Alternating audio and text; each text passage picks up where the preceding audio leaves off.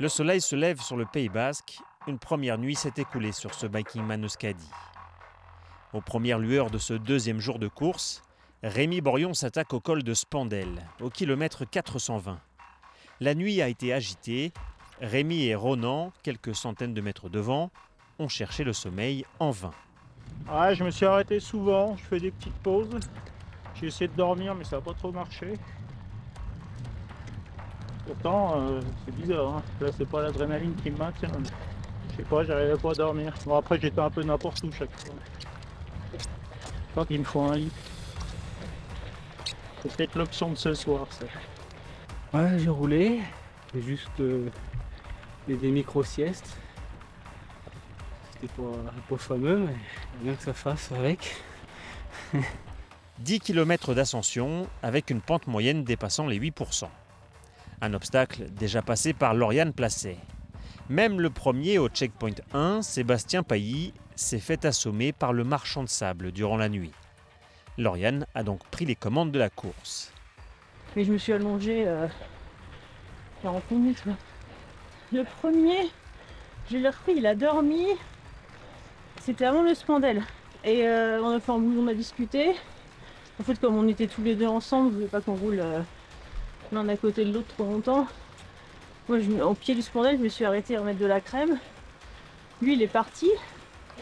Et après, j'ai pas compris je l'ai vu qu'il était arrêté dans la descente. Mais je l'ai pas vu dans la descente. Et là, je l'ai repris du coup. C'est déjà la demi-journée, la voilà quasiment au sommet de l'une des beautés de l'Euskadi, le port de Balès. Je disais, c'est pour ça qu'il faut faire Euskadi. C'est dur, mais c'est magnifique. Hein. Ça mérite de se faire mal.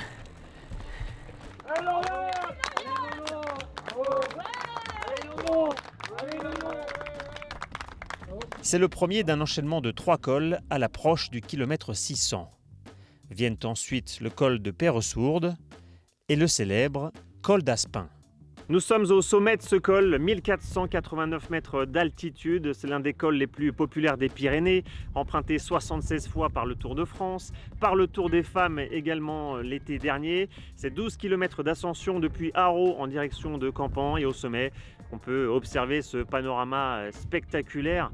C'est une route d'ailleurs qui existe depuis 1790, au XVIIIe siècle, grâce à l'impulsion de Napoléon III et de son épouse Eugénie. Le but, c'était de relier les villes d'eau pyrénéennes avec de nombreuses stations thermales.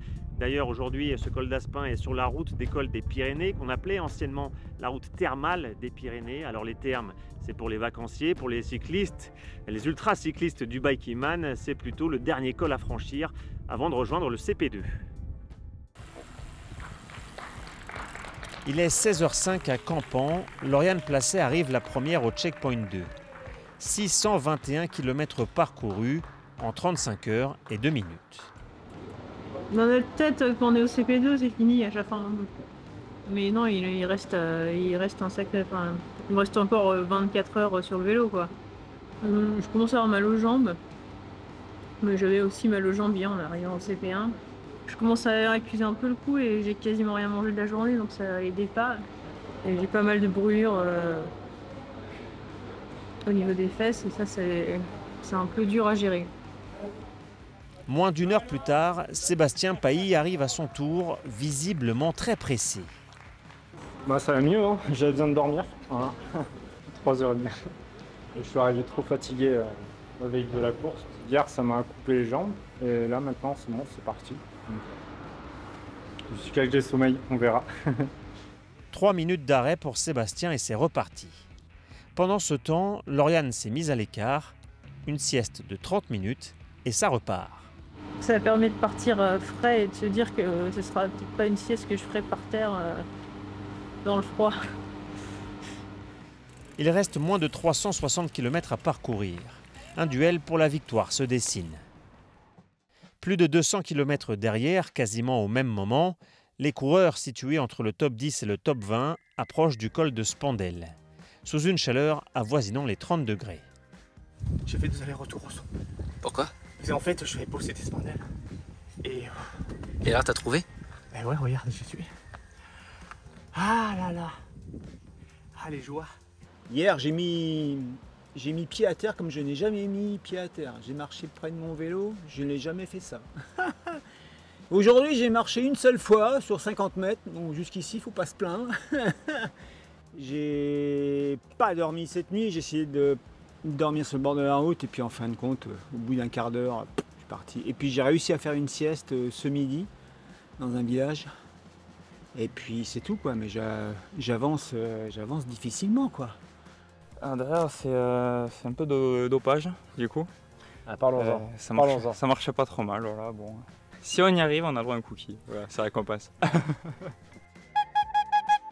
Ça fait toujours plaisir ça. Ah, ça fait toujours plaisir.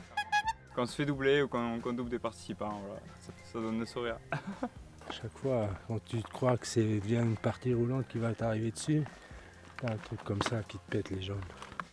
Là où tu marchais là? C'est mortifère, ouais. Là où je marchais, ouais, tu l'as fait aussi, tu sais ce que c'est. Les autres, ils arrêtaient pas de sucer ma roue. Franchement, on peut leur mettre 5 minutes à chacun.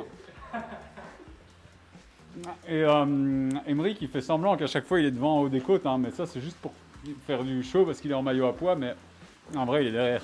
Apparemment, selon lui, on se fait chier depuis 50 bornes. Alors... Ah oui. J'ai vraiment dit ça.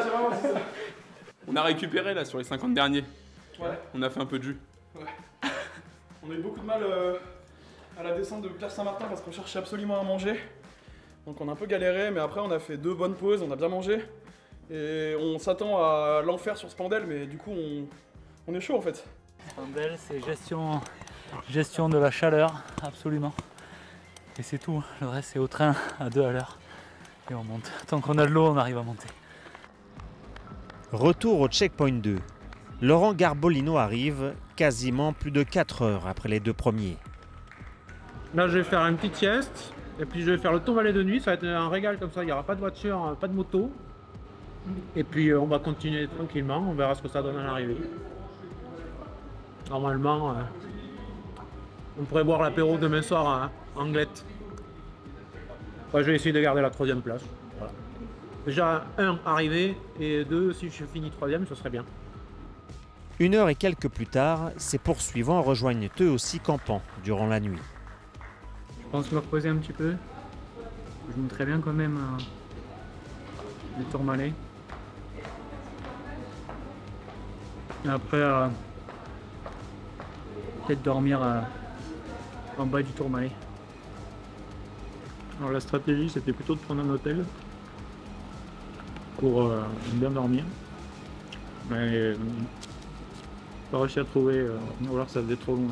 Ouais, enfin j'aurais été en lice pour la victoire, j'aurais pas dormi 2 heures, mais là... Je vais faire un peu plaisir. Moi, plus trop de force. Là, du coup, je vais me reposer un peu, après un bon plat. Bon, il vaut 1 heure, je pense.